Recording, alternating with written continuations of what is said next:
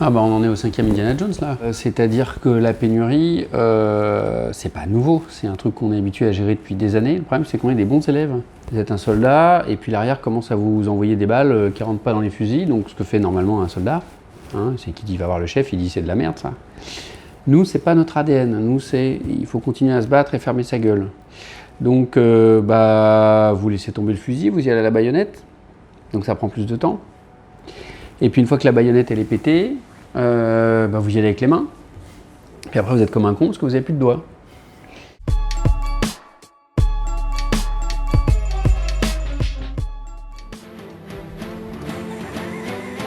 Je suis une aventurière de la pénurie médicale française depuis quelques années. C'est-à-dire que nous, on a donc un centre de santé qui est un centre de santé polyvalent et que depuis 2018-2019, on commence à avoir vraiment de grosses difficultés à recruter des médecins, que ce soit des généralistes ou des spécialistes. On est un peu aussi coupable d'être des bons soldats et des bons élèves.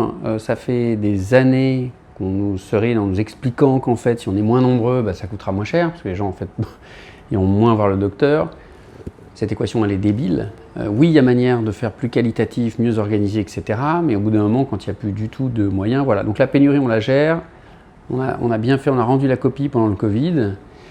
Et bien là, il faut gérer maintenant non plus la pénurie, mais le désert.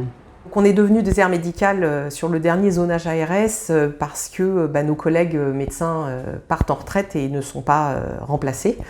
On a quelques installations sur le secteur, mais on a beaucoup plus de départs que d'installations. Donc on se retrouve en zone ZIP+, du fait de la démographie médicale, en fait, tout simplement. Ministre de la Santé, c'est probablement là, maintenant, tout de suite, en France, un des jobs les plus pourris de la Terre. C'est-à-dire que c'est une machine à baffe. J'espère sincèrement que les médecins ne feront pas ce qu'ils font d'habitude, c'est-à-dire, pas les médecins, les soignants, se diviser. Il ne faut pas se diviser, il faut être unis pour que les baffes, ce soit sur les bonnes personnes qu'on les donne. Et pas sur un ministre qui est docteur, il aura plein de qualités, plein de défauts, peu importe, mais il faut qu'on arrête ces divisions systématiques, parce que là, nous, on risque rien, les docteurs. Tout le monde veut nous voir. Je ne sais plus où foutre les malades.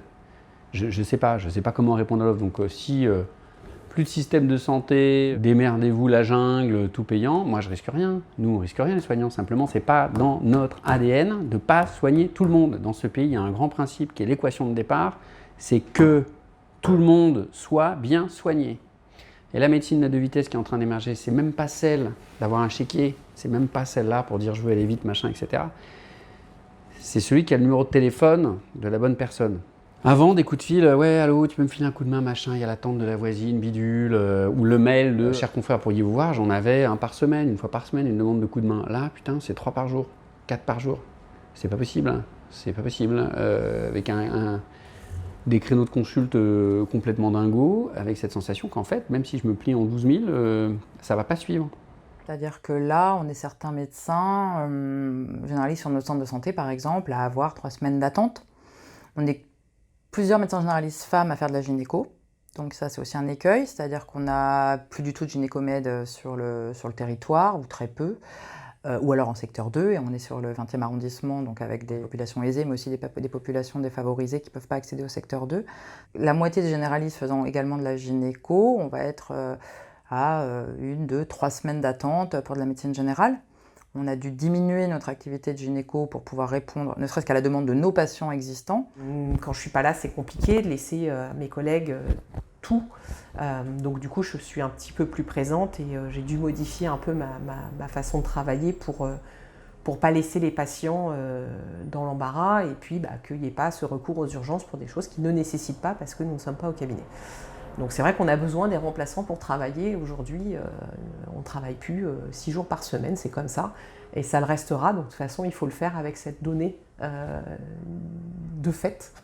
On ne travaille toujours pas aux 35 heures, mais on ne veut plus bosser 70 heures par semaine. Donc je crois que cette donnée-là, elle est à prendre en compte. Et ce n'est pas qu'une histoire de féminisation de la médecine, hein. Nos collègues hommes, là mon collègue qui s'est installé donc le 27 juin et cette semaine en congé paternité puisqu'il a eu un bébé et il a pris ses jours, ce qui est très très bien. peut-être faciliter aussi l'intégration de médecins étrangers, parce que c'est pas forcément évident. Autant on peut embaucher des médecins de l'espace européen, mais l'accès à la médecine en France pour les médecins étrangers est plus compliqué. Et puis après, sinon, les mesures à mettre en place, c'est ce qui se fait un petit peu déjà, mais qu'il faudrait probablement déployer beaucoup plus, c'est diminuer la charge administrative ou certaines charges aux professionnels de santé. C'est-à-dire que nous, en tant que médecins généralistes, là, sur notre territoire, par exemple, on a une population qui est assez défavorisée, on fait énormément de psychosocial, les services sociaux, ils sont débordés et on se retrouve à faire énormément de travail qui ne relève pas de la médecine pure. Il y a déjà des pistes qui ont été évoquées par un certain nombre de syndicats et par des collègues, même il y a une dizaine d'années, qui avaient fait des propositions au ministère de la Santé qui n'ont pas du tout été entendues. C'est très chronophage, les jours enfants malades, les certificats. Alors oui, ils sont espacés, mais on est toujours obligé de faire le baby gym, le qigong et le yoga du rire. Bon bref, ça, il faut vraiment qu'on arrête cette responsabilité médicale pour tout et pour rien. On a vu avec le Covid que les gens étaient capables de s'autogérer. Et il y a un moment donné, voilà, la gastro, le gars qui vomit, qui a la diarrhée, il ne nécessite pas d'être dû à J1, sauf pour l'arrêt de travail. Et ça, c'est du temps médical aujourd'hui que l'on n'a plus.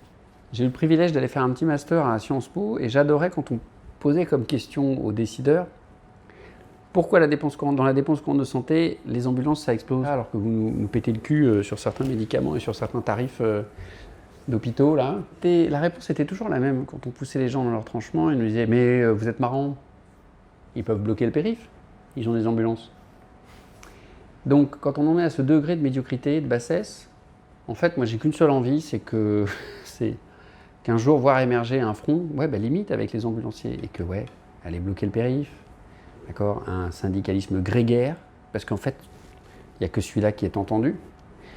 Pas pour nous. Pas pour nous, pour les patients. Parce que nous, on n'est pas en danger. Et j'espère que les facultés et les universités trouveront un rôle dans la santé, et pas que le soin. Moi, j'ai appris à faire de la médecine, j'ai appris à soigner, je n'ai pas appris la santé. J'ai pas appris la prévention, j'ai pas appris tout ça. J'espère qu'on va arriver au niveau des facs à avoir d'emblée faire rentrer ça dans la tête des étudiants et des profs.